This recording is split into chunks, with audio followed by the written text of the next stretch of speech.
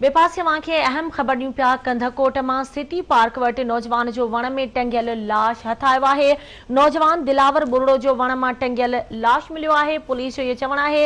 इलाइक़े वासियुनि जो चवणु आहे त नौजवान फाहो खाई आपघात कयो आहे। वाक़े जी जांच हलंदड़ आहे। पुलिस पारां इहो ॼाणायो वियो आहे। ब्रेकिंग न्यूज़ नाज़रीन सां शेयर कयूं पिया। कंधकोट मां सिटी पार्क वटि नौजवान जो वण में टंगियल लाश हथायो आहे। पुलिस जो चवणु आहे त नौजवान दिलावर बुरड़ो जो वण मां टंगियल लाश मिलियो आहे। जॾहिं त इलाइक़े वासियुनि जो चवणु आहे त नौजवान फाहो खाई आपघात कयो आहे।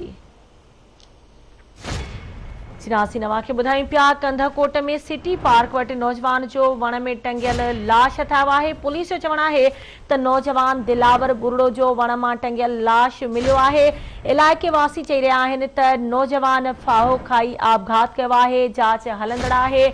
अहम ख़बर खां नाज़रीन खे आगाह कयूं पिया। कंधकोट में सिटी पार्क वटि नौजवान जो वण में टंगियल लाश हथायो आहे। पुलिस जो इहो चवणु आहे त नौजवान दिलावर बुरड़ो जो वण मां टंगियल लाश मिलियो आहे। इलाइक़े वासियुनि जो चवणु आहे त नौजवान फाहो खाई आपघात कयो आहे। जांच हलंदड़ आहे।